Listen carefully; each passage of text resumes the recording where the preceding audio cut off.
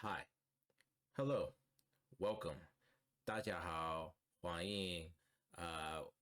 下次我忘记告诉他们我会说中文，但是我韩语说不流利。呃，今天我有4、5个题目，我想要聊天。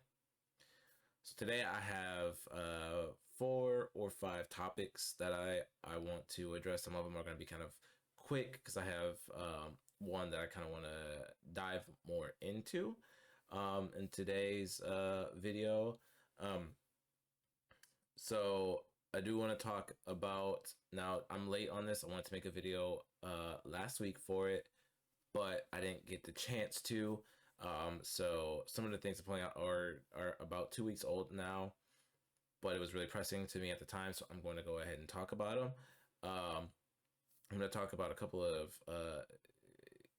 I mentioned in my last video that there's like cycles on Twitter for conservatives where they kind of talk about one thing and then the next 2 weeks they talk about the other and then so forth and so forth, and they inevitably cycle back around to something. So a couple of weeks ago they ended up getting racist again against the Black Americans, but also against Arab Americans, and they were going after Dearborn, which if you don't know, I'm from Michigan. I'm from about 40 minutes from Dearborn. I grew up going to Dearborn all the time.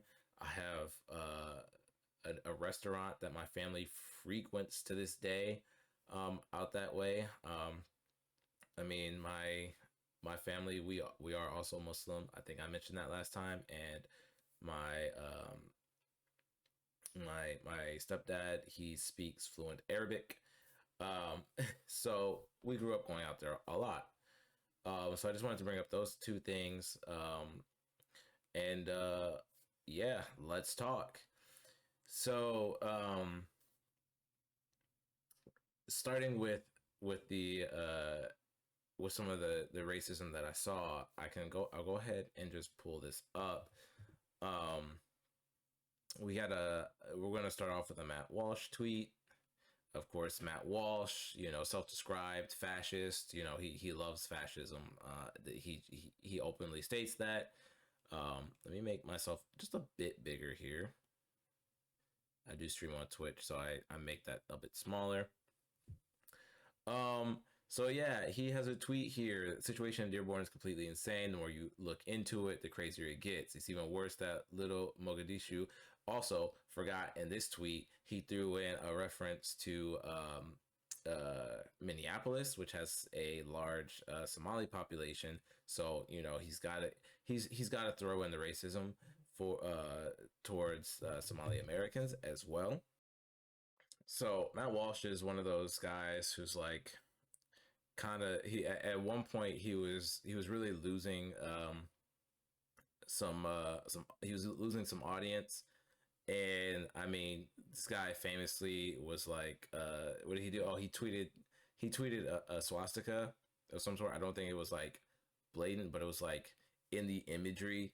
I think it was like he posted like his ideal white Christian family and like or something like that, and it was like the way that they were standing, it was like a swastika or something. I don't know, something crazy anti-Semitic, just to keep his viewership up. But he frequents the racism towards Black African Americans and Arab Americans and anyone that is not white and he doesn't like. He is going to get very racist about it. He's very open about it, by the way. Although he will, we know that being called a racist is not what you want. That's not a cool thing to be called, and people recognize that. So he's one of the types that will go, oh, it's a cultural issue. It's a cultural thing. That's what I'm talking about. It's the culture, and it's like, dog, you can't just. I mean, people are privy to dog whistles. Okay, ever since that I can't remember that political uh not operative, but he helped Republicans back in the day with their campaigns, going from like being blatantly racist to just dog whistles, like the welfare queen. He came up with that. I can't remember his name. If I can remember it, I'll put it in the video. Um, but yeah, continue reading on. They're really building an Islamic capital right in the middle of American heartland, and nobody is doing anything to stop it. Hey, dog, how about? Oops, I clicked on it. It's like, hey, dog, how about you shut up, okay, and go like crawl back into whatever cave that you came out of, you troglodyte piece of crap. Um, like, don't uh, don't go after anybody, but like I find it real personal when you go after a city and community that's like close to me. Um, Matt Walsh is like he's like he basically is a basement dwelling asshole who just so happens to have a microphone put in front of him, and he's just like, yeah, I'm just going to share all my racist thoughts. um and it's like this guy actually used to just sit in his car making videos, as they do. Alex Jones does it to this day, even though he has a studio. Well, I don't know, does he still have a studio? He still has a studio. That dude got screwed up. um anyways, yeah, these guys, they all do that. That's how he got his start. And he used to like sit in he used to like sit outside of schools even, and he would just start talking about like pedophilia and like child marriages or something like that, like just real weird with it. He's always been that racist weirdo that people don't like. um but he found himself with a following, and the Daily Wire gave him a contract, and that's where he's been ever since. um he is both anti-Semitic and very racist, but he's also pro-Israel, so he gets a pass by the right.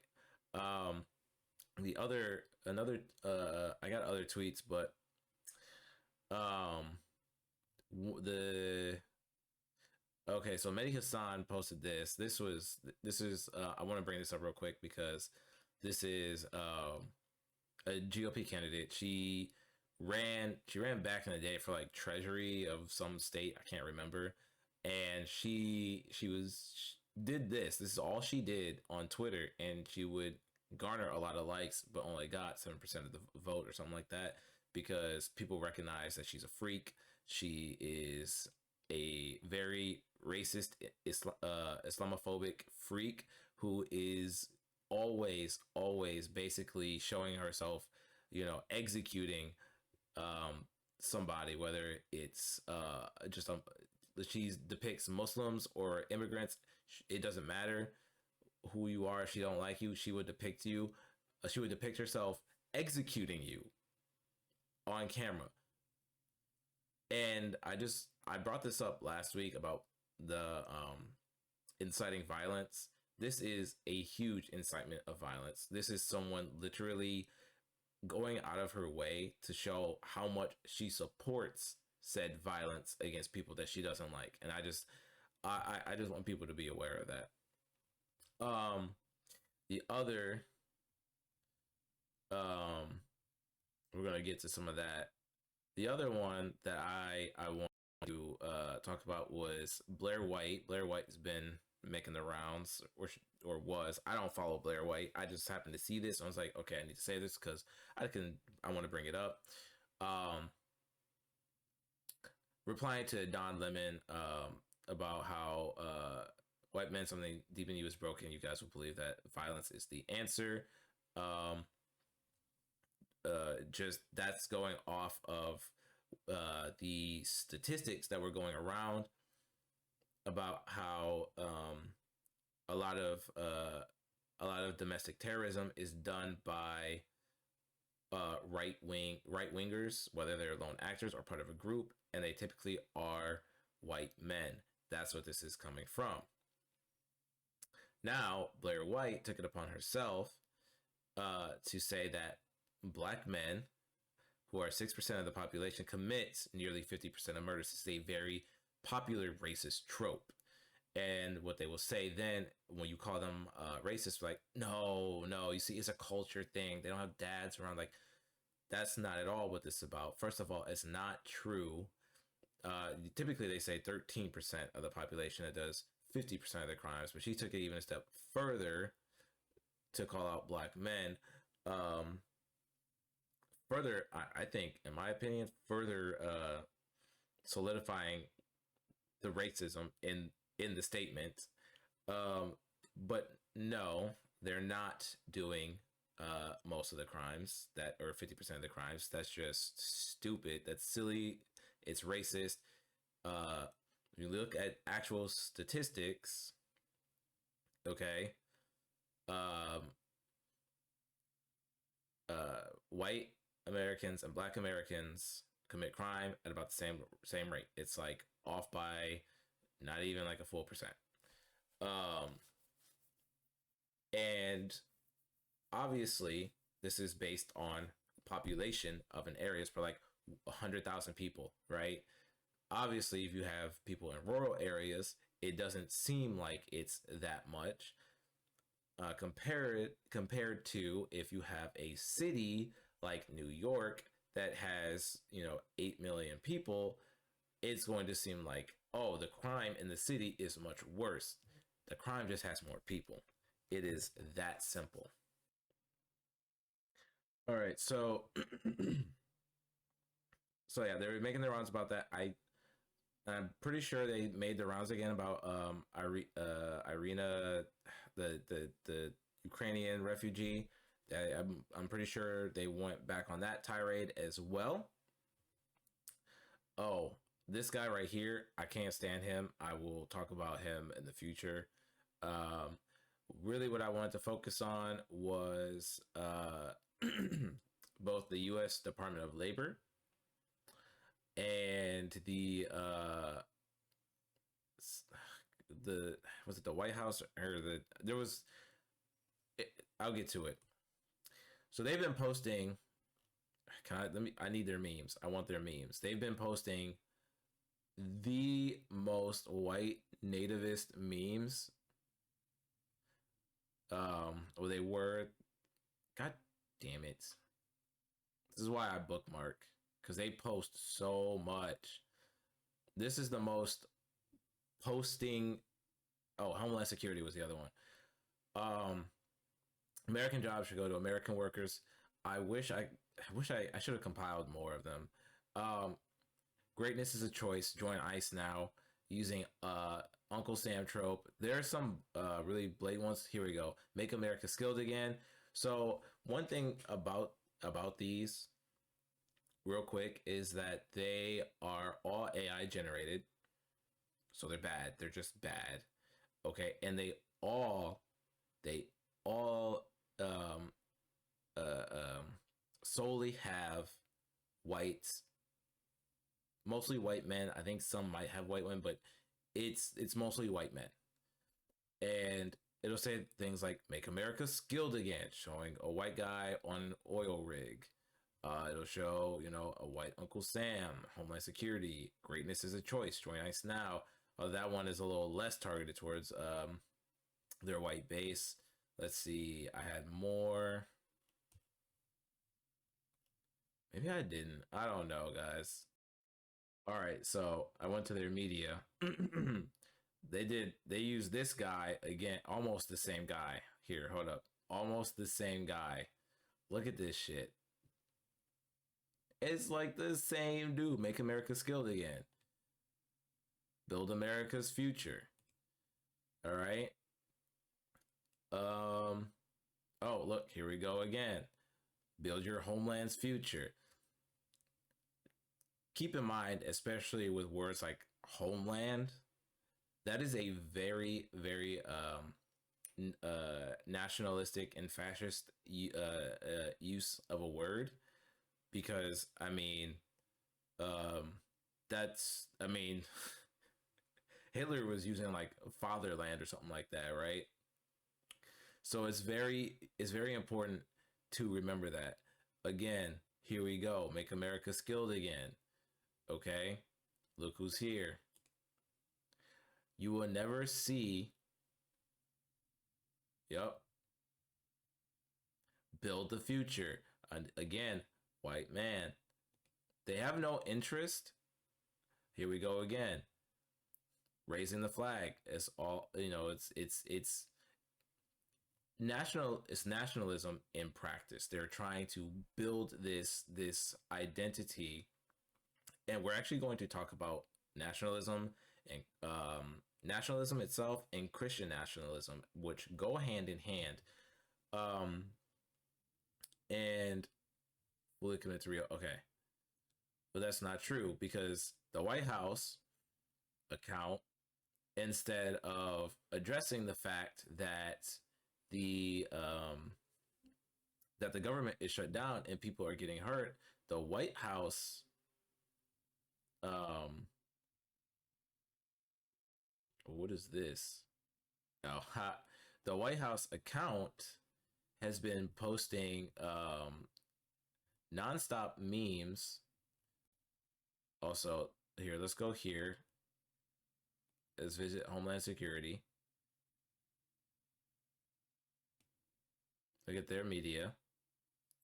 They've been doing the most propaganda against immigrants.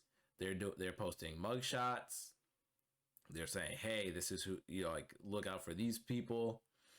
They're doing perp walks.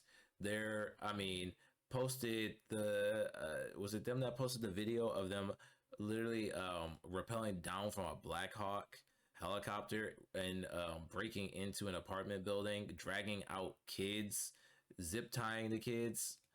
They dragged out some of the kids literally clothless. Like they're doing some real Nazi shit. Oh, this one. I really wanted to bring up this one. This was very recent. Restore America. Think about that. If you compare, just put that next to the rebuild your homeland. This is what their target audience is.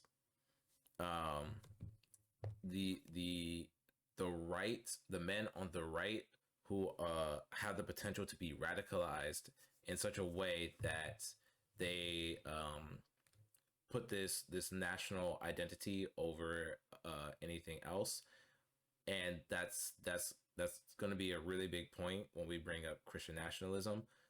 Also, I want to say thank you for sticking with me. If you have, this is something I'm still getting used to, and my thoughts get jumbled. All right, so my big topic of today is Christian nationalism and nationalism. I've got some things I wanted to talk about. I wanted to kind of go over some quick things when it comes to Christian nationalism, and so I have watched a documentary. It's called Bad Faith. Now I did this, like, I've known about Christian nationalism for a while. I have found it to be the greatest threat to our democracy, especially as you like now they are pushing the Christian nationalism. Like they're kind of stuffing it down our throats at the moment. When you have things like NSPM 7, that memorandum that was signed by Trump, that targets rhetoric that is anti-capitalist, anti-Christian, anti-fascist, or anti-Americanism. If it pushes like racial issues, there's a whole host of things that they're going after, calling the rhetoric terroristic.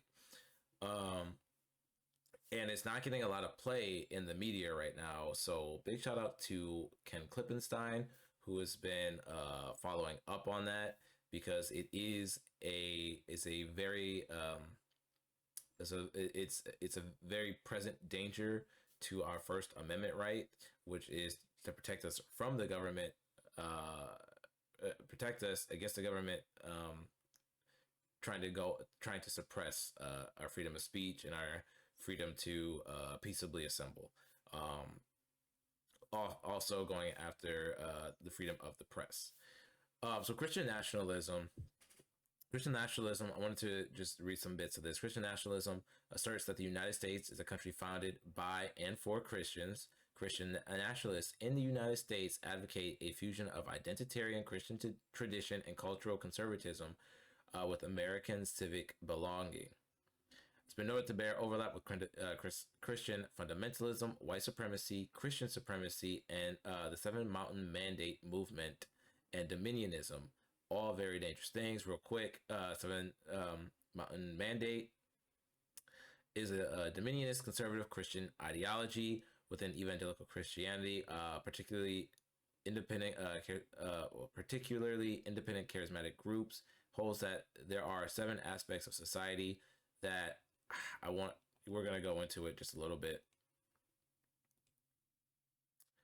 Holds that there are 7 aspects of society that believers seek to dominate: family, religion, education, media, arts, entertainment, business, and government. And you will see this play out within Christian nationalism. All right, and then you've got just dominionism, which is it's about the same thing. Most researchers have described Christian nationalism as authoritarian. What are we seeing? We're seeing an authoritarian government. We're seeing Trump act as an authoritarian. The only thing about Trump is that he's incredibly incompetent, but he has others behind him.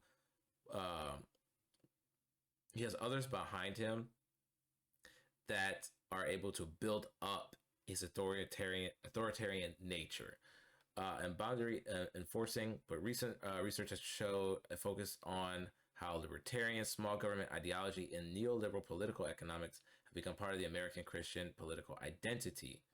Christian nationalism also overlaps with, but is distinct from theonomy, which I always struggle with that word, by the way. With it being more populist in character, theocratic Christians seek to have the Bible inform national laws and have religious leaders in positions of government. If you've ever heard the quote, government is good when it's run by godly men and bad when it's not. I can't remember the name of the man who said that. Continuing on, while in America, Christian nationalists view the country's founding documents as divinely inspired and supernaturally revealed to Christian men to preference Christianity, and are willing to elect impious heads of state that if they support right-wing causes. Now, I want to go back real quick. The assertion that the United States is a country founded by and for Christians is obviously false. It was not intended for that. It was intended for people to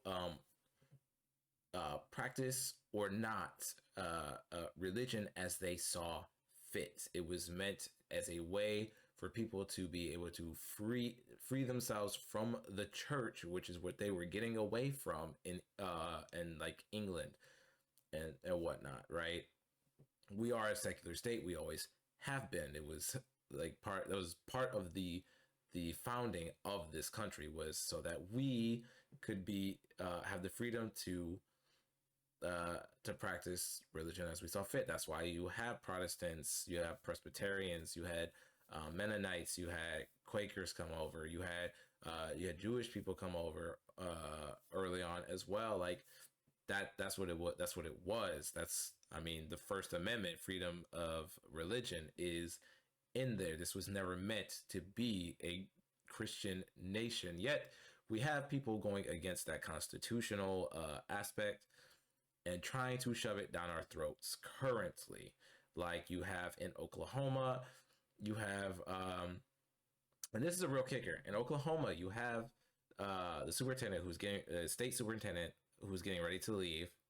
because he wants to go after teachers unions. All right, just whatever you feel about unions, just know that going after teachers unions is absolutely unjustified, because people have the right to unionize in this country. That is by law.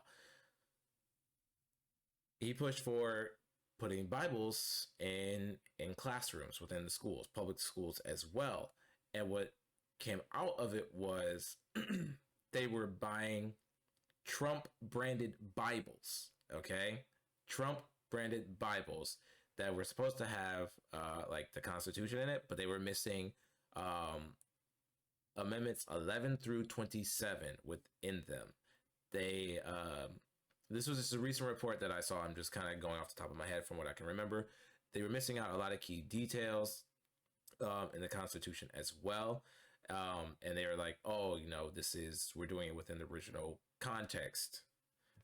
Um,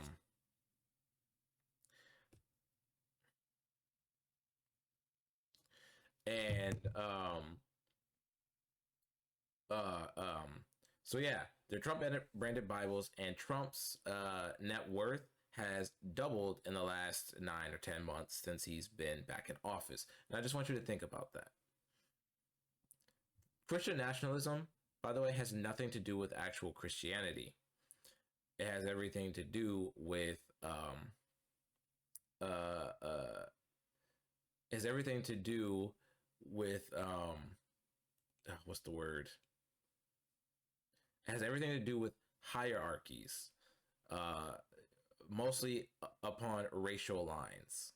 Just so we're clear, um, Christian nationalism has a big part in its inception, being in opposition to desegregation. See, Christian nationalism supports the presence of Christian symbols in the public square and state patronage for the practice and display of religion, such as Christians as a national Christmas as a national holiday, school prayers, singing, God Bless America, the exhibition of nativity scenes during Christmas tide, and the Christian cross on Good Friday. I also want to note that One Nation Under God was not in the original Pledge of Allegiance, but Christian nationalists were the catalyst in which that was implemented. Let's see. During the Cold War, church attendance reached a high point in the 1950s, which was also when the United States added phrases like under God in the Pledge of Allegiance, there it goes, and on currency even. Described at the time as a civil religion that was motivated in part to show distance from communism. This is also part of it. It's conservative. Communism goes against is the antithesis. Communism is the antithesis to conservatism, to fascism, and conservatives and fascists are in part trying to keep people from moving, from leveling the playing field. Right? Again, hierarchies. They have to have hierarchies. Christian nationalism is also influenced in the Constitution of the Confederacy. Remember what I said. So, as an example for this, during Reconstruction, you had the formation of the KKK. The KKK was meant as retaliation to, during Reconstruction, to keep newly freed men and women from being able to actually participate in the everyday functions of this new society that has abolished slavery. They were meant to keep them in fear from participating in politics, keep them in fear from gaining land, gaining in the socioeconomic status. That's what the KKK was meant to do, which mentioned God overtly in contrast with the U.S. Constitution. Christian nationalism has been linked to prejudice towards minority groups. There it is. academics Rui Qian and Paul Force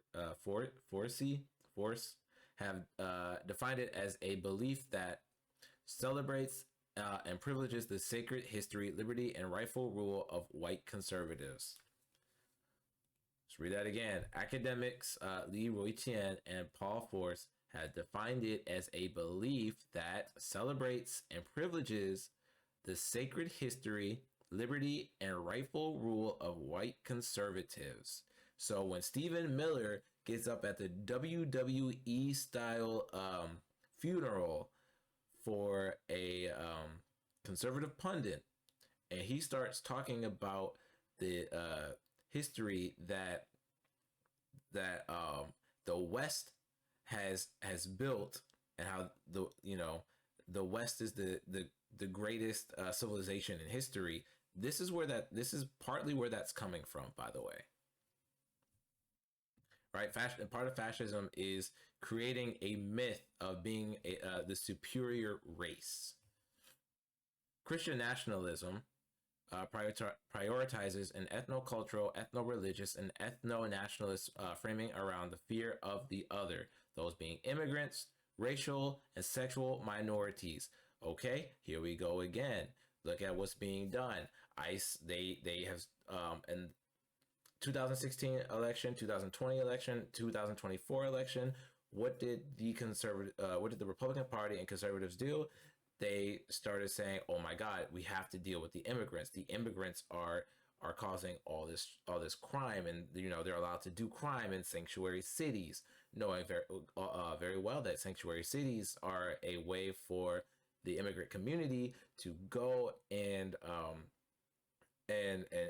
tell the police about criminal activity that that's happened to them or that they've noticed, without the fear of being deported in response to reporting a crime." Okay, immigrants, are doing mass sexual assaults. They're doing mass murders, and then which we see again today. Black people are committing the most amount of crime. Like, by the way, they use the same thing for any group that they don't like. Look at them, dude. I'm sorry. They're saying immigrants are causing all the crime. Simultaneously, black people are causing all the crime. Simultaneously, trans individuals are, a new threat. They're doing crimes, and people protesting ICE are doing all the crimes. They're one note with this. They're so one note. Um, so reading on, studies have associated Christian nationalism with xenophobia.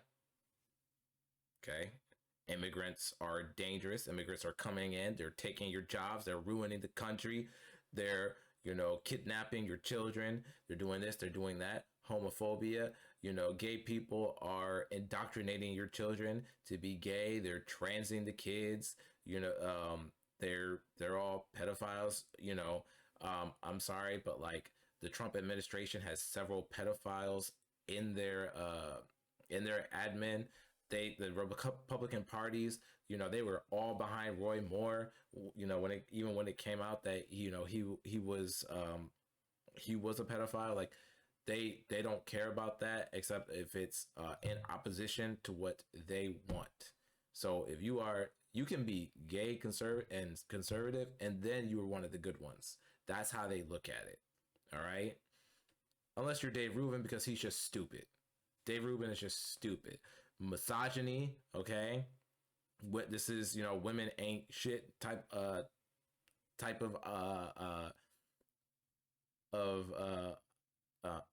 ideology for Christian nationalists. They're always talking about women need to be in the kitchen, barefoot and pregnant. Like, that's what women are meant to do. Women are only happy when they are at home raising the kids. They're really pushing that the women need to have kids because they have to ramp up the white genocide is happening. So we need white women to be in the home taking care of children, that kind of thing. Women shouldn't be in positions of power. that kind of stuff, right? Political tolerance of racist, yeah, see, tolerance of racist, opposition to interracial unions, support again. Here is that what I just said. Um, the white genocide. They're saying that white people should not have children with anyone outside of their race. Support for gun rights. You are allowed to have a gun unless, of course, now you are a trans individual or you are, um, or you know, were in a relationship with a trans person. You should not have a gun, even though your family um, comes from gun owner. You come from a family of gun owners, and you know how to shoot weapons. Um, Also, if you are killing Democratic politicians in Minnesota, you're okay to have a gun, which they still lie about that to this day. Anyways, pronatalism, again, women need to be in the kitchen barefoot pregnant, and restricting the civil rights of those who fail to conform to traditional ideals of whiteness, citizenship, and Protestantism. All right. Again, you got them going after the Muslim community heavy and hard, right? Like they cannot conform to American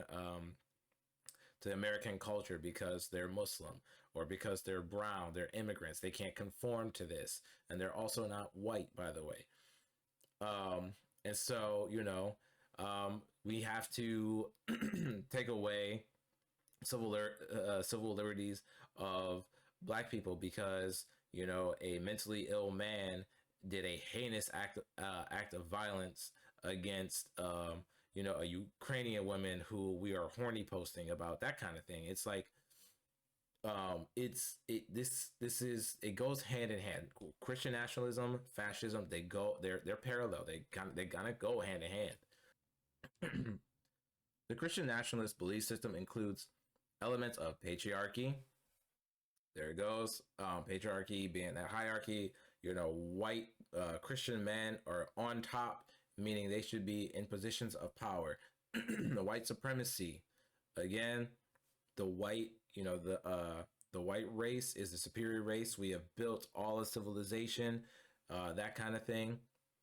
Nativism, again, uh, uh, their nativism in this context is making sure there are more white babies being born because there's a white genocide happening. Heteronormativity, if you are not straight and white, then you are on a lower level than us. It has been associated with a conquest narrative, premillennial apocalypticism, and frequent rhetoric of blood, specifically the blood sacrifice to an angry God. American Christian nationalism is based on a worldview that America is superior to other countries, and that such superiority is divinely established. This is the narrative of why does everyone want to come here to America and not that country over there? Why do refugees only go to Western countries when the obvious reason that people would go to a Western country is because that country is not being bombed? Okay, it's that simple. They're not being bombed. They're not being killed by cartels that were armed by the United States CIA. Like it's that simple. I don't want to use the F word. It is that simple. That is why people go to the West. Because it is the safest place. People don't want to leave their homes. They only leave their homes if their lives are in danger, if their children's lives are in danger. Why else would someone walk thousands of miles from Colombia to get into the country? There's no other reason. It's not just because we're the our country is the best. America is dog shit compared to comparable nations. We don't give our citizens health care. As a matter of fact, we tried to take it away as we are currently going through the process of a government shutdown, taking away healthcare and using the pretext of migrants going to the emergency room so that they don't die to do that. And that's just wild. That's wild to me. Republicans have no problem with taking away your benefits, but they have to lie to you in order to do it. Because if they say, "Hey guys, we have decided that we are going to absolutely gut Medicaid, even though millions of people are on it. We're also gonna take away subsidies for the Affordable Care Act, even though millions of people depend on that for health insurance, and it's just because we decided that we need to cut back on that so that we can actually give tax cuts to the wealthy." If they were to say that, people would not be on board. But if you tell them the reason why your healthcare sucks is because of the grandmother from Honduras had to go in to the emergency room because she was running 103-degree fever, there, and like, if they make it, if they make it a problem of someone else is taking it from you, even though that barely factors into the amount of Medicaid spending, you're more inclined to believe that. You're more inclined to go along with that. They have to manufacture the consent to harm you. That's what they do. And this Christian nationalism plays a huge role in that. Their framers have come up with ways to get around telling you exactly what they are going to do and why they're doing it. So they have to use scapegoats. And by the way, the fascists in Italy and Nazi Germany did this same thing. It posits that only Christians are true Americans. Christian nationalism also bears overlap with the American militia movement. You have, yeah. God, this little tidbit doesn't show because they got like the Oath Keepers and other militias like that like I vividly remember this because as a Muslim, this this felt so scary to me at the time. I can't remember which mainstream media covered this. I feel like it was CNN, but they were talking to a militia member, and it might have been Oath Keepers, and they were like, we got the biggest threat to us is Islamic terrorism, right? So they're like they're these big burly guys doing military training and to be able to fight against ISIS or whatever, and they're like dipping their bullets in pig's blood so that when they shoot a Muslim that they go to hell or something like that. And I remember seeing that report and it terrifying me. It's like I am Muslim. My family is Muslim. If they perceive us to be a threat, what does that mean for us? You see what I mean? So yeah, I really hope my I forgot to turn my mic down. It's gonna be peaking so hard. So now I'm quieter. I hate that for myself. Okay.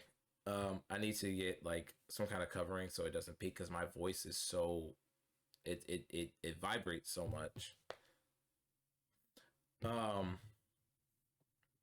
continuing on, the 1992 Ruby Ridge standoff, siege of a cabin occupied by the Weaver family in Boundary County, Idaho in August 1992. On August 21st, deputies in the United States Marshal Service came to arrest Randy Weaver under a bench warrant for his failure to appear in federal firearms charges. I think I've heard of that case, but we're not going to go into that. And the 1993 Waco siege, I know about the Waco siege, served as a catalyst for the growth of militia activity among Christian nationalists. Christian nationalists believe that the U.S. is meant to be a Christian nation, and it was founded as a Christian nation, and want to take back the U.S. for God. Christian nationalists feel that their views and religion are threatened and marginalized. They play victim all the time. Look what they did after Charlie Kirk. They said Charlie Kirk was just a good Christian man. The radical left are trying to kill Christians. Christians are under attack. Christians are being slaughtered here and there.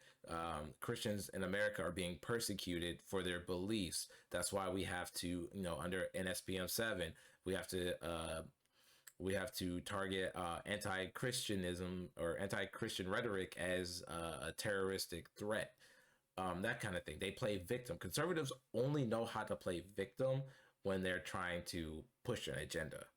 All right, they can't actually sell it, so they have to play the victims. Like, see, we're victims. So you're actually okay in believing what I'm telling you because we're victims. All right, so because we're victims, we gotta take healthcare away from you. By the way, that kind of thing, and fear their freedom to preach their moral values will no be longer dominant at best or outlawed at worst. Meanwhile, you got people on corners in downtown areas passing out Bibles. They're like, yeah, let's talk about the Bible, that kind of thing. But now on Twitter, you got people who are, during protests, you have Muslims who are praying in areas as part of the protest, and they're like, you want to pray or you want to teach people about Islam on the street? No, you can't do that because only Christians can do that type of thing. Only Christians can, sit outside of real patriotic Christians can sit outside of abortion clinics and harass women as they pray over them or some bull crap like that. And it's cry bullying. That's all it is, and that's all they got. That's all they got. They cry. They're whiny bitches, and I've been calling them this on Twitter. That's what they do. They whine and they bitch. Look at Stephen Miller. God, I hate Stephen Miller so much. Experimental research found that support of Christian nationalism increased when Christian Americans were told of their demographic decline. Studies have shown Christian nationalists to exhibit higher levels of anger, depression, anxiety, and emotional distress. Same thing with conservative overall. Republican voters typically show these same signs. It has also been theorized that Christian nationalists fear that they are not living up to God's expectations and fear the wrath of punishment of not creating the country desired by God. So this is This is a short bit about Christian nationalism in the United States. Christian nationalism is happening across the world. You look at Europe, you have Christian nationalists all over Europe, like Hungary, England. You got them in Italy. Right now, you got them in, once again, you have them in Germany. So there's that. But there's some names under, yes, Ukraine, yeah. There's some names under, there's some prominent names in Christian nationalism as it pertains to America. We're going to go through some of them. We're going to start with Paul Weyrich. He was an American conservative political activist and commentator associated with the New Right. He co-founded the Heritage Foundation. We all know about the Heritage Foundation, right? The Heritage Foundation is the, let me make sure I get it right, American right-wing think tank based in Washington, D.C. Took a leading role in the conservative movements in the 1980s during the president of Ronald Reagan. I believe the Heritage Foundation also, were pushing for judges like during the Ronald Reagan era. I think the Bush administration and the first Trump administration, they were pushing for certain judges to be in there. Let's see, the Free Congress Foundation, National Empowerment Television, and the American Legislative Exchange Council, and coined the term moral majority, co-founding an organization of the same name in 1979 with Jerry Falwell. He was also a Melkite Catholic deacon. So I don't want to talk about his early life and education. I don't really care about that. I want to talk about his political activism. In 1966, Weyrich became press secretary to Republican U.S. Senator Gordon L. Aylott of Colorado. While serving in this capacity, he met Jack Wilson, a native Joseph Coors, patriarch of the Coors brewing family. I just put that together. That's the beer, right? That's crazy. These motherfuckers. Oh, I said it. These guys always have some connection to somebody in with wealth. Frustrated with the state of public policy research, they founded Analysis and Research Inc. in 1971, but the organization failed to gain traction. In 73, persuading Joseph Coors to support it financially. This is what I mean. This is what I mean. These guys always have wealthy benefactors. Weyrich and Edwin Follner co-founded the Heritage Foundation as a think tank, to counter liberal views on taxation and regulation. I wonder why they would do that. I wonder why they would do such a thing. I wonder why we have such. I wonder why we have such a negative look on taxation. Why can't we tax the wealthy more with a progressive tax? I don't know. But let's read on. Also, regulation. Why is regulation such a bad thing? Why is it so bad that we don't allow companies to dump toxins into our water supply? Why are people against regulation these days? I guess it's just because regulation means that we can't hire more people. Because we gotta cut costs. We gotta get rid of these toxic waste. We can't put it into the waterways anymore. Anywho, which they consider to be anti-business. Look, man, look, it's the same shit. God. While the organization was at first only minimally influential, it grew into one of the world's largest public policy research institutes and has been hugely influential in advancing conservative policies. The following year, in 76, again with the support from Coors, Weyrich founded the Committee for the Survival of a Free Congress. The CSFC became active in Eastern European politics after the Cold War. Figuring prominently in this effort was Weyrich's right-hand man, Laszlo Pastor. I've heard this name before. A former leader of the pro-Nazi Arrow Cross Party in Hungary. Oh my God. Oh my God. Are you serious? This is what I mean. By the way, this is what I mean. When I say that it goes hand in hand, it's parallel, whatever. This is what I mean. It's from the same ideology. That's it. It's based off exclusion, and it's based off capital and hierarchies. All right, which had collaborated with Hitler's Third Reich. After serving 2 years in prison for his Arrow-Cross activities, Pastor found his way to the United States, where he was instrumental in establishing the ethnic outreach arm of the Republican National Committee. Author Martin Lee wrote in 1997. Really interesting. Why are there so many Nazis that were able to come to the United States and they were able to be utilized in some way? I mean, some of them were sent down to South America to stop socialist leaders from gaining power. They were sent down to, they were CIA assets. We brought them in as engineers and scientists. Under Weyrich, the CSFC proved highly innovative. It was among the first grassroots organization to raise funds extensively through direct mail campaigns. They did this. They were very effective at this, by the way. But eventually they would find a short supply of money, and they would go elsewhere to find that money. I don't know if this is going to bring it up. If it doesn't, because I haven't pre-read this. If it doesn't bring it up, I will say it. It also was one of the first organizations to tap into evangelical Christian churches as places to recruit and cultivate activists and support for social conservative causes. In 1977, Wyrick co-founded Christian Voice with Robert Grant. 2 years later, in 1979, he co-founded the Moral Majority with Jerry Falwell. Okay, so that it might be farther in here, but they with the funding coming from direct mail started to kind of fall flat.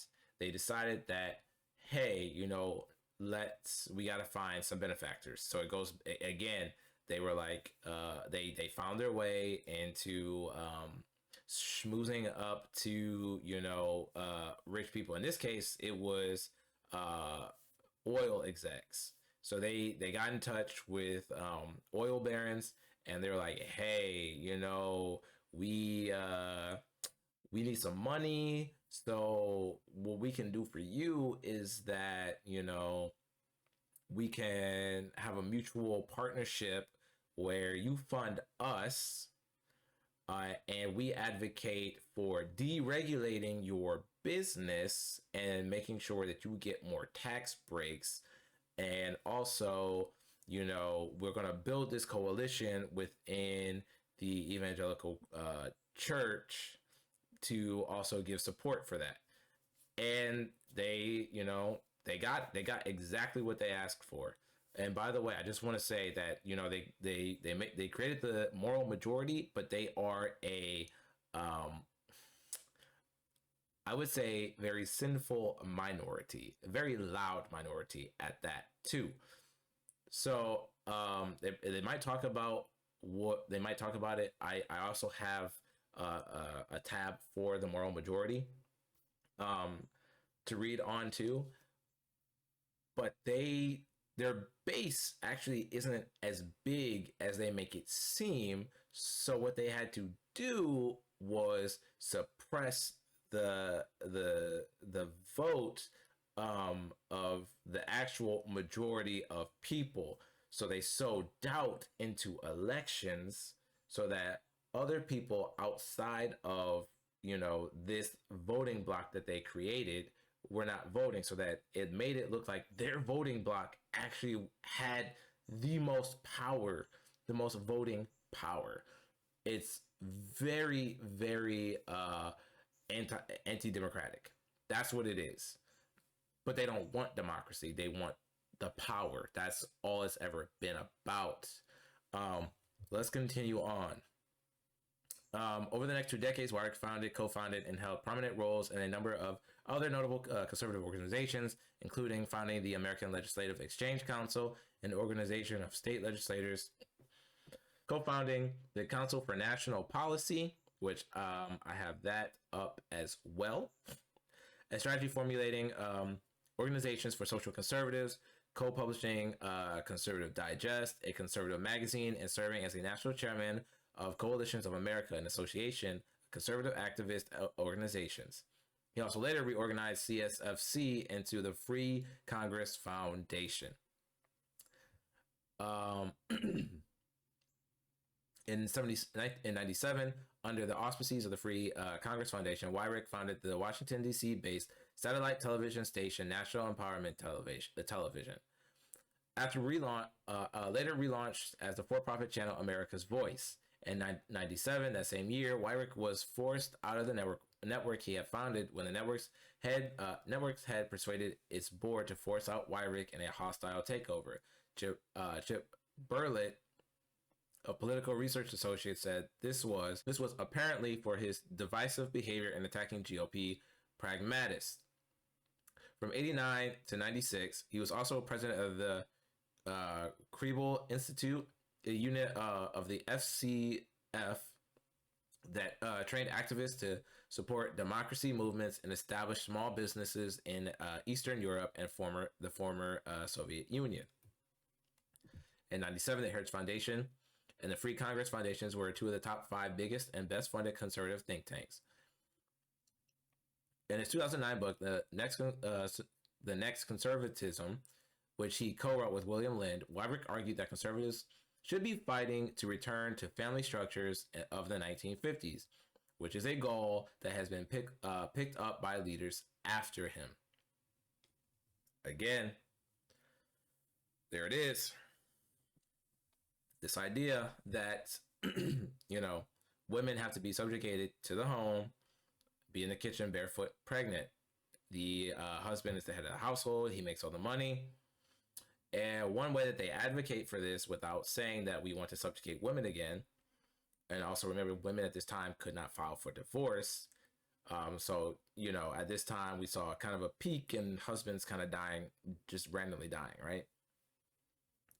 So, so one way that they advocate for this is by playing into the desires of what people want. People want to be able to afford, the cost of living on one income, and that is all fine and well. I think it should be like that too. Like, I'm all for a living wage. Everyone should be making a living wage. However, their ideal is not based off people making a living wage, rather subjecting people to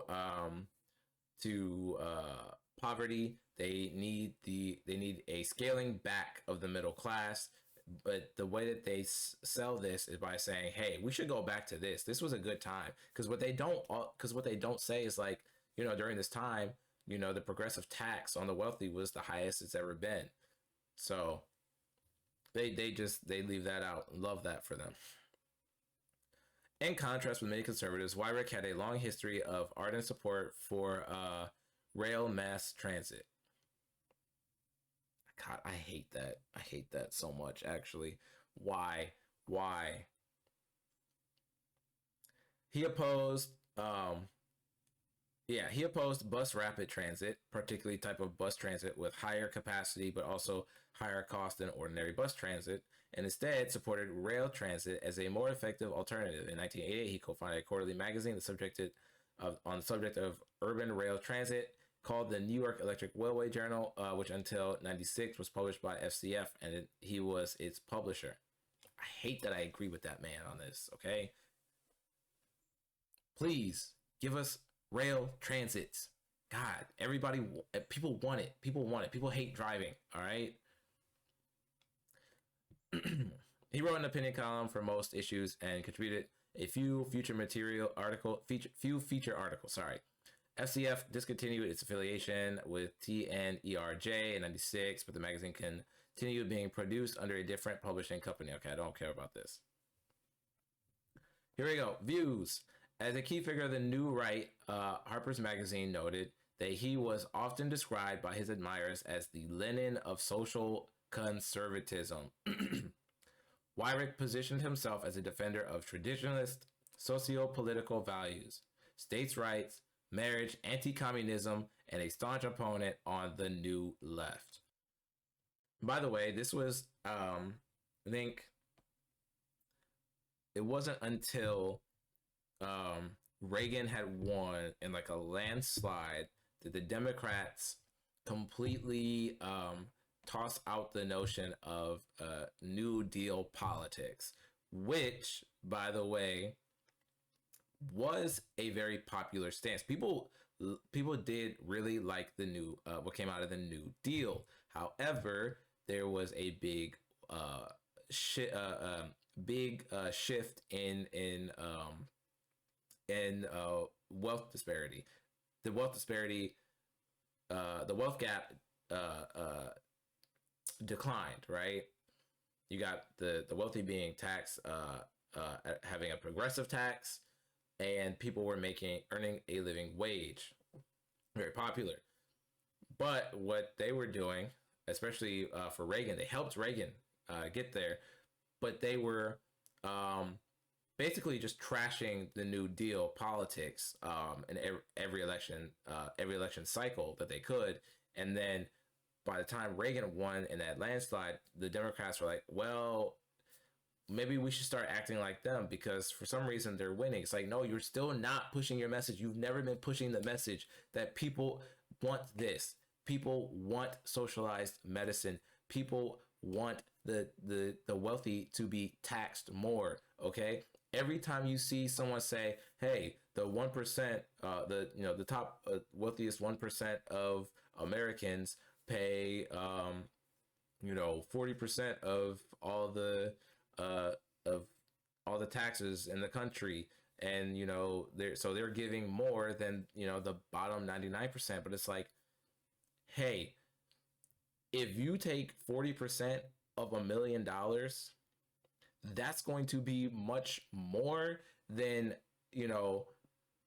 taxing someone who makes 25,000 at 4%. It's not. It's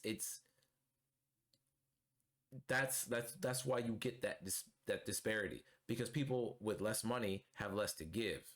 All right, and so basically you are losing out on funding by not getting more from the people who have more. Instead, you're giving them, you're telling them that you could pay less. Actually, you could pay less. We're just gonna cut everything for everybody else. That to me, that doesn't sit right with me, and it doesn't sit right with with most Americans. Most Americans are pissed off at the wealthy. They are, and so for the Republicans, they have to be able to, they have to shift that anger away from the wealthy and put it on minorities, put it on the queer community, put it on immigrants, put it on any scapegoat that they can find.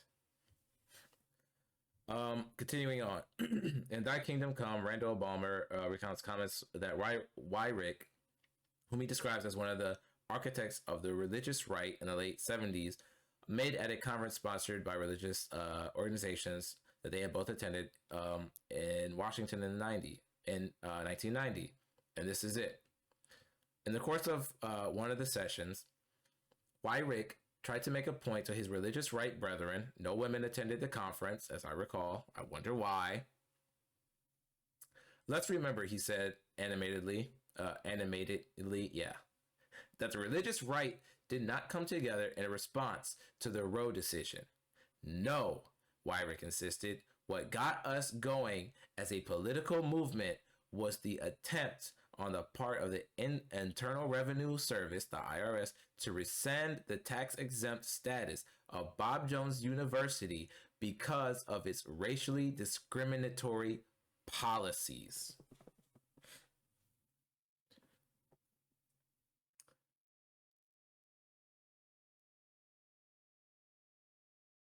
I just think that is such an important point.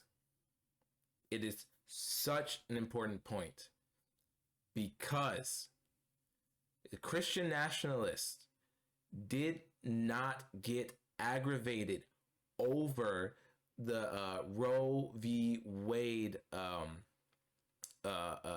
verdict, because the Roe v. Wade verdict happened in what was it? Oh, when was it? Hold on.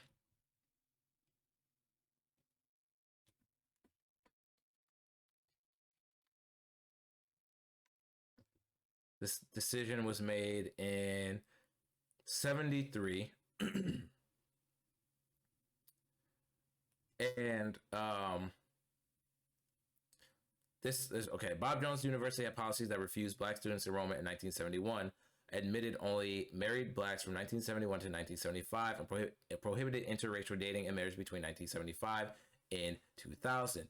So basically, this ruling, the ruling of Roe v. Wade, and their advocacy against Roe v. Wade do not coincide. Roe v. Wade happened, and then you've got some years later that they actually start talking about they start actually talking about being anti-abortion. These two things, like it wasn't Roe v. Wade that caused them to do that. It was actually this decision that took away their tax exempt status for being a segregated and discriminatory school.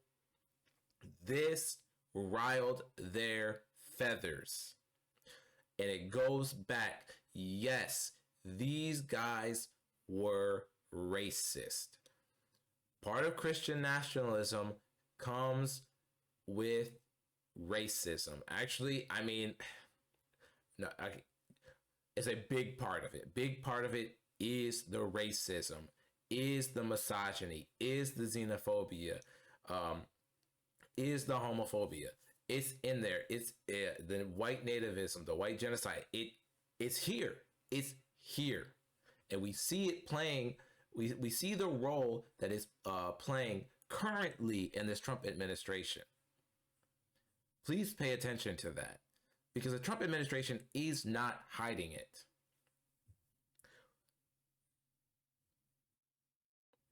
Wyrick was a supporter of voter suppression, saying in 1980, I don't want everybody to vote. Elections are not won by a majority of people. I mentioned this earlier. They never have been from the beginning of our country, and they are not now. As a matter of fact, our leverage in the elections, quite candidly, goes up as the voting populace goes down. I want to read that again. As a matter of fact, our leverage in elections, quite candidly, goes up as the voting populace goes down. This is why they sow the seeds of deceit in the voting populace. They make people feel like voting does not matter. And if you do that, or if you actively try to suppress voting, given its voting ID, or like the Jim Crow laws, you know, your grandfather had to be able to vote, or you need to be able to write your name, you got to pass a test, that kind of stuff. When you do that, and you make it harder for people to vote, or you make it so that people don't want to vote, it makes your voting popular. It makes your voting block seem like they have more power than they actually do. And this is a reason why voting is important. But now voting isn't the only thing. You also need something to vote for. If the Democrats can't give people something to vote for, why are they going to vote?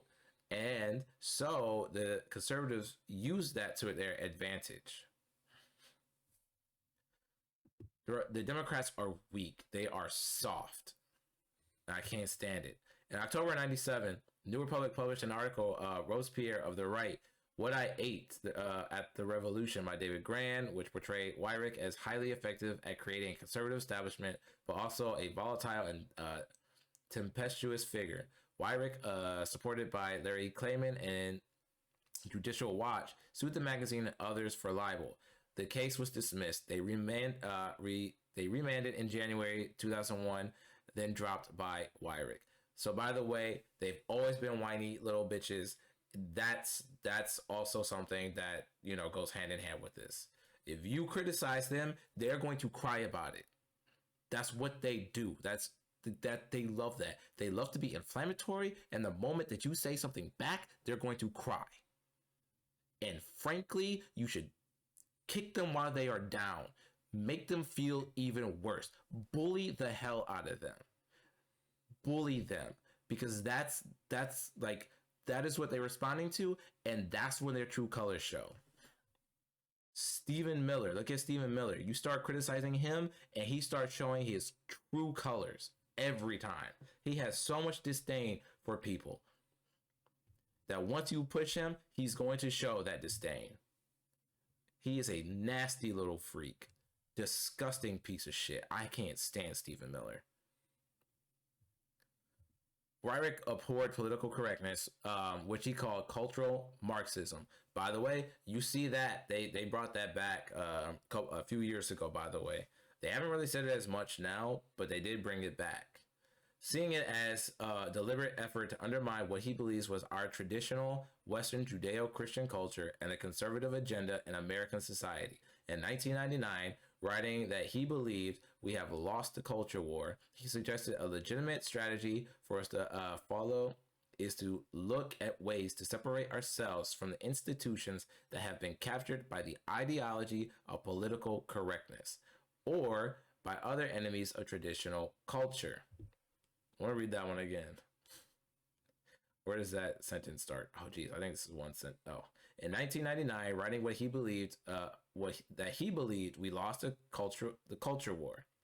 He suggested a legitimate strategy for us to follow is to look look at ways to separate ourselves from the institutions that have been captured by the ideology of political correctness or by the enemies of our traditional culture. They've been doing, that's how long they've been doing this, by the way. We need to drop out of this alien and hostile culture and find places, even if it is where we physically are right now, where we can live godly, righteous, and sober lives. Political correctness has been used for a while, and it's just they kind of changed the name, like, you know, I think during the 2016 elections they were using political correctness. They changed it to woke, and then they changed it to DEI. It kind of goes in cycles. Eventually, I feel like they're just gonna start saying the N-word, guys. Like, I'm not gonna lie. In response to 99 controversy covered by the press concerning a group of Wiccans in the United States military who were holding religious rituals and services on the grounds of the bases they were assigned to, Wyrick sought to exempt Wiccans from the free exercise clause of the First Amendment and bar them from serving in the military altogether. Wyrick, as president of the Free Congress Foundation, led a coalition of 10 religious right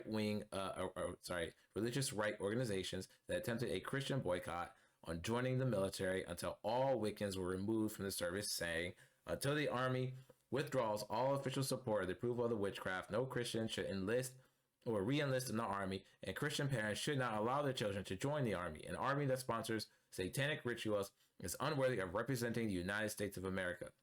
The official approval of Satanism and witchcraft by the Army is a direct assault on the Christian faith that generations of American soldiers have fought and died for. The Army wants witches and Satanists in its ranks. They can do it without Christians in those ranks. It's time for the Christian in the country to put stop to this kind of nonsense. A Christian recruiting strike will compel. Yeah, it's just like what we got now. You know, can't have beardos. You can't have beardos in the military now. You know, I guess it's a little different, but they're coming out and saying you can't be in the military if you have this. You can't be in the military if you believe that. You can't do it if this or that, right? And again, it's just it all comes from this place of what we perceive as the in group, or, you know, just ways for us to kind of clean up, you know, the out group that might be around. So if you take away waivers for African Americans in the military, because, you know, 70% of Black men get razor rashes, you are you are attempting to get them to either be coerced into doing something that becomes very painful for them, or forcing them to leave the military because they don't want to go through that. Because also, by shaving and getting those razor rashes, they then are also deemed to be what's the word? God, I forget words, guys. They are deemed to be unpresentable. All right, so it's like this is truly a way to make it so that the people that you don't want there are forced out. You have to understand that. I brought this up with my dad because my dad was in the Army, okay? And he suffered from razor rash. He had a waiver. And he told me that without that, it would have been hell for him, okay? So I just wanted to share that. This is a way to force people out. This man's Wikipedia page is quite extensive.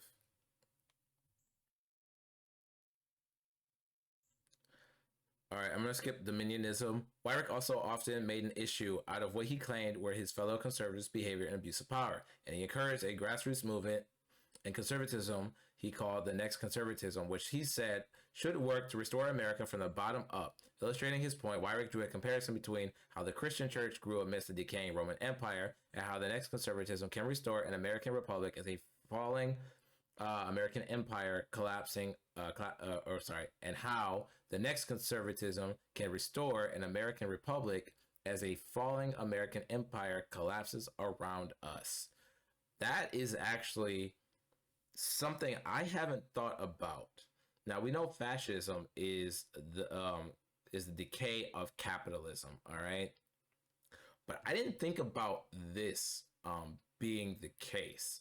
This is kind of a new revelation to me, as we see this administration amping up the Christian nationalism that they are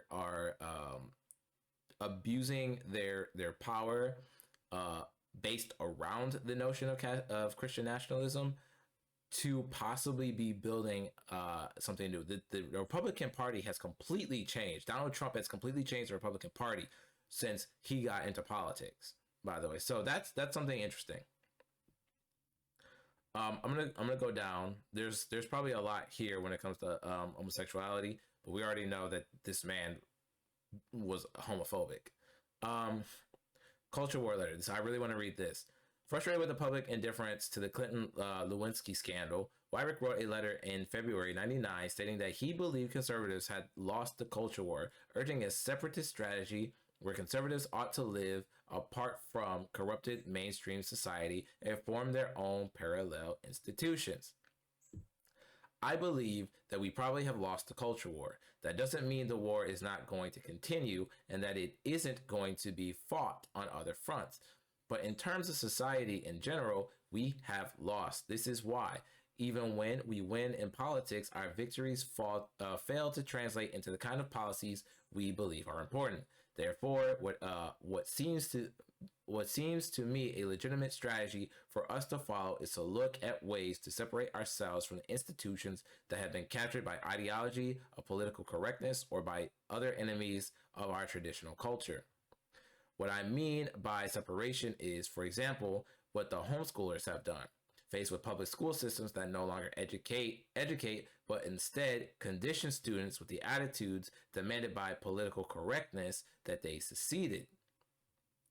That is so, they've been going after education for decades. They can't stand, it's always been, public school is indoctrinating our children into woke ideology. It's been that for 40 plus years. And they will not stop.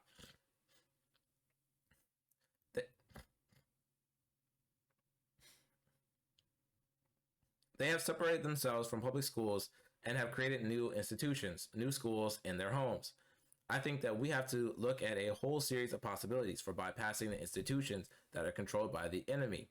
If we expend our energies on fighting on the turf they already control, we will probably not accomplish what we hope, and we may spend ourselves to the point of exhaustion. This was widely interpreted as Weyrich calling for a retreat from politics, but he almost immediately issued a clarification stating this was not his intent. In the evangelical magazine World, he wrote, when critics say, in supposed response to me, that before striking our colors in the culture war, Christians should at least put up a fight, I am puzzled. Of course they should. That is exactly what I am urging them to do. The question is not whether we should fight, but how. In essence, I said that we need to change our strategy. Instead of relying on politics to retake the culturally and morally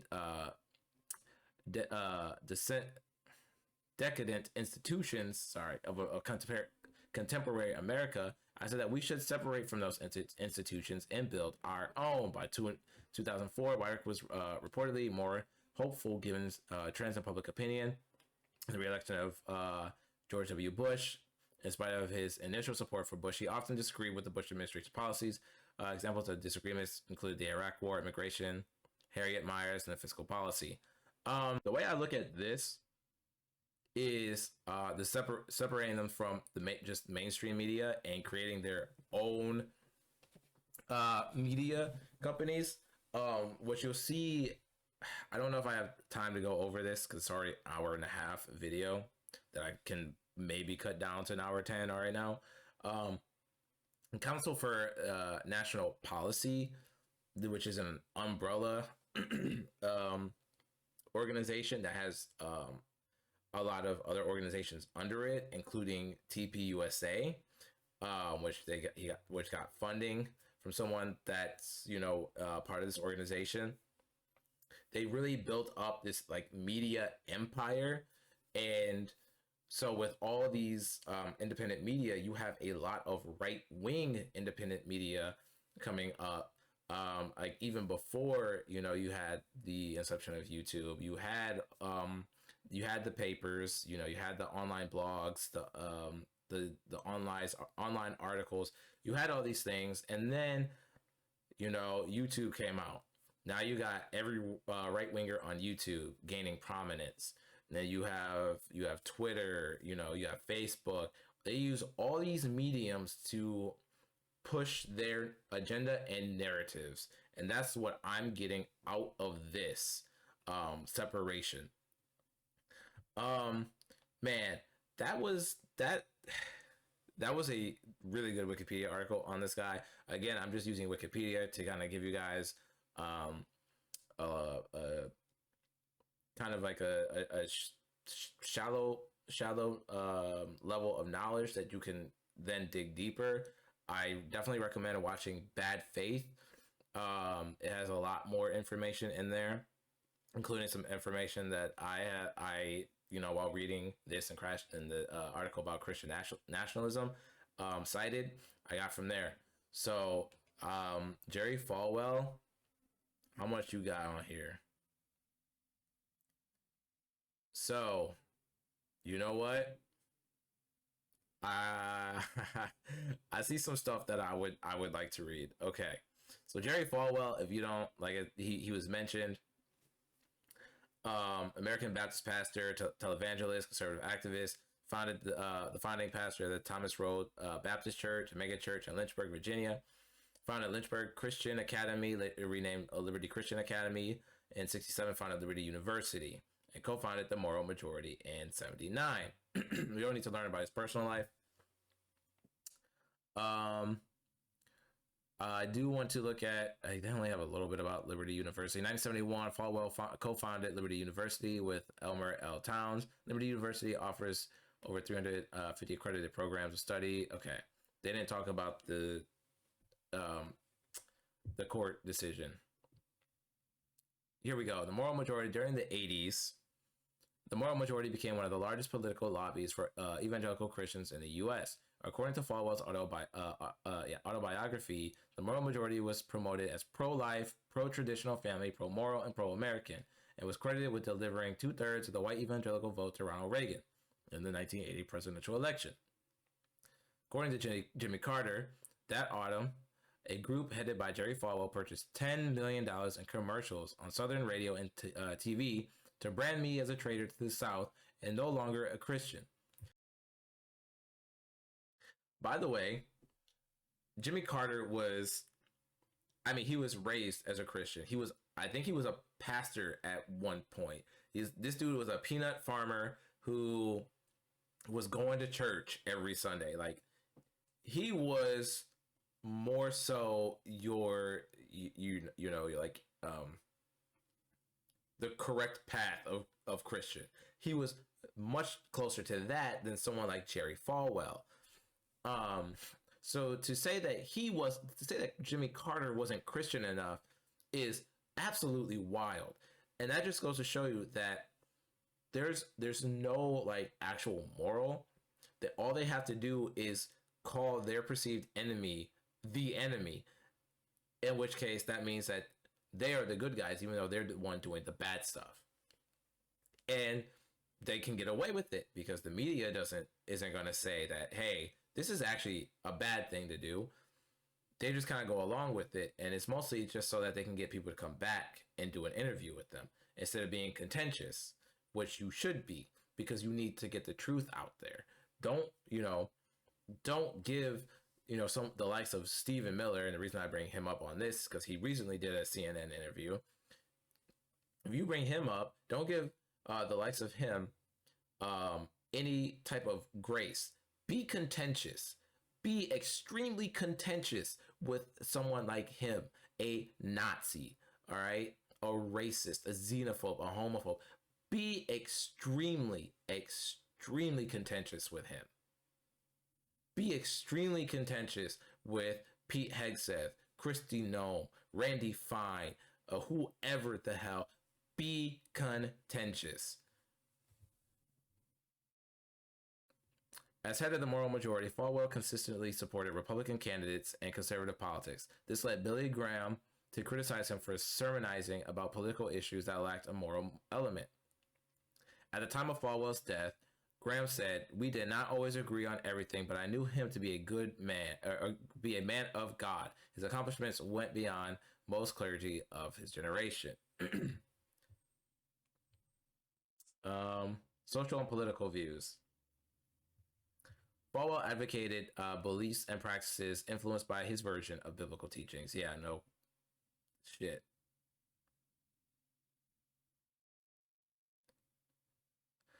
Teething in 1989, he told Liberty University employees that membership in his church and teething were mandatory. Huh.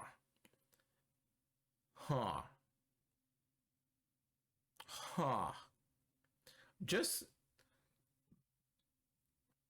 saying, prosperity gospel is one of the most predatory practices out there. Telling your congregation that they have to give the church as much money as they possibly can, and then you turn around and now you have private jets, you live in a mansion, meanwhile they struggle to pay their bills and feed their family. That is absolutely predatory and demonic. I'm just throwing that out there. The Vietnam War. Falwell felt that the Vietnam War was being fought with limited political objectives when it should have been all-out war against the North. In general, Falwell held that the president, as a minister, God has the right to use arms to bring wrath upon those who would do evil. Apparently, he was not doing any evil by being a predator to his a financial predator to his congregation.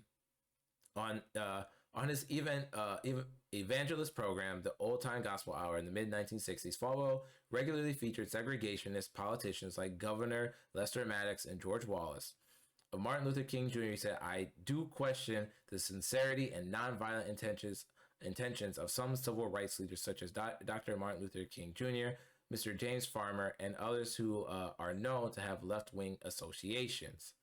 I wonder what that's about.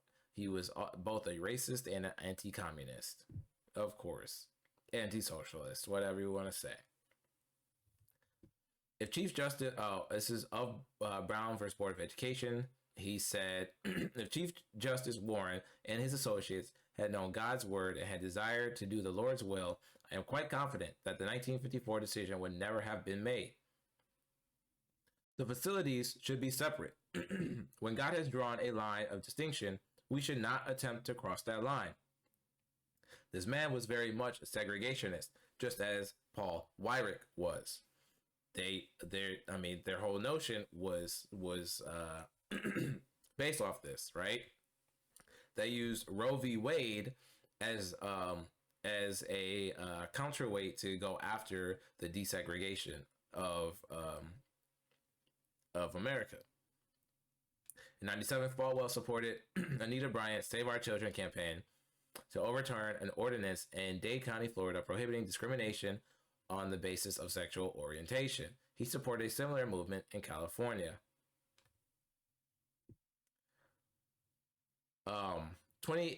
There's something to be said about there too. Prohibiting the discrimination on the basis of sexual orientation. This person wanted to allow kids to be bullied and discriminated against because they were, I don't know, a gay person at school. Like, that's wild. You're like being against any type of civil rights. That's who these people are and were. Okay.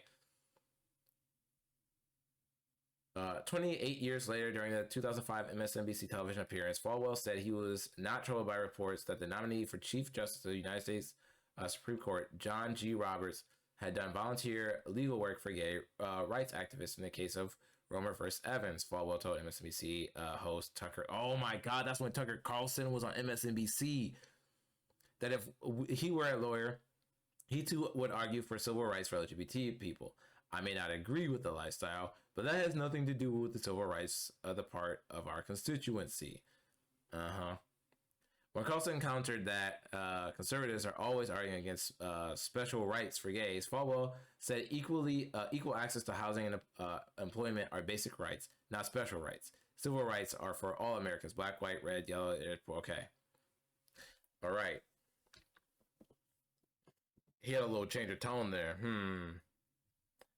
Falwell's relationship with Israeli Prime Minister Menachem Begin was reported in the media in 1981. Falwell's staunch pro-Israel stance, sometimes called Christian Zionism, which is the greatest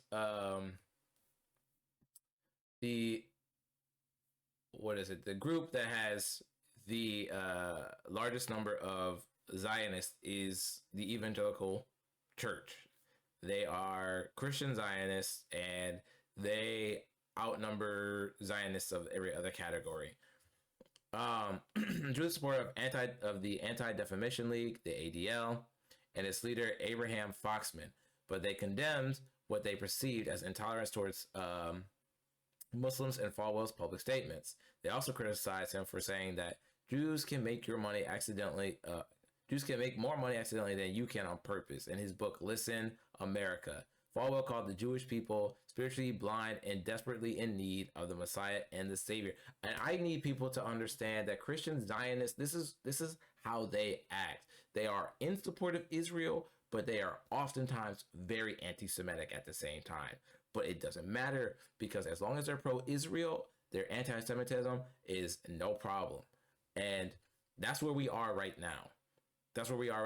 You are allowed to be anti-Semitic, but you cannot be anti-Israel. And if you are anti-Israel, you are by definition somehow anti-Semitic. All you have to do is say, stop the genocide. Oh, whoa, now you're anti-Semitic. Their use of anti-Semitism has kind of blurred the lines of what actually is anti-Semitism, by the way. And that is bad. That is a terrible thing.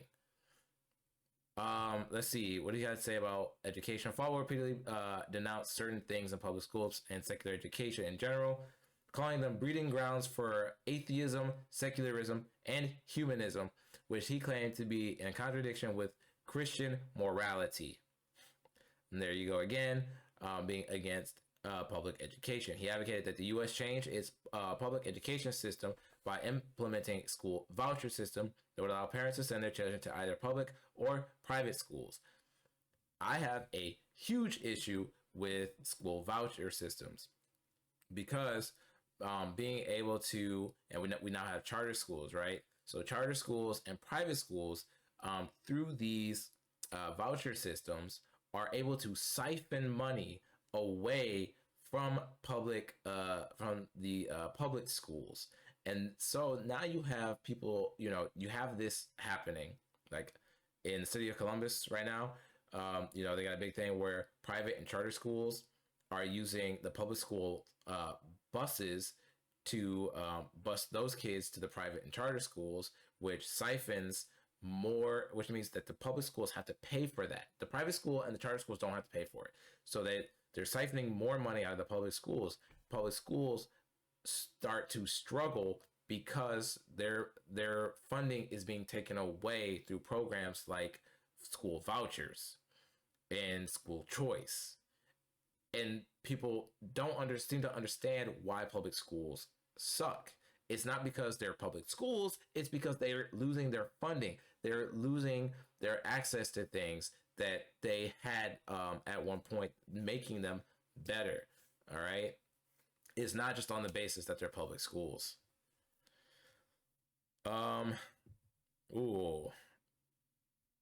He has a lot. Look into him some more. Also, labor unions should study and read the Bible instead of asking for more money. When people get right with God, they are better workers. Spoken like a real televangelist ass motherfucker, dude. Oh my god. Yeah, I said the F word. I don't care on that one. Holy, holy shit, dude. Prosperity, prosperity gospel is fundamentally just one of the worst things to ever come about from any religion. It's awful. What do you mean look to the Bible instead of asking for more money? That's grueling work. All right. What did his ass do? Nothing. He just sat up there and told people to give him money. Of course, he opposed Islam, according to the Ashrak Al Aswat, a pan-Arab newspaper. He called Islam satanic.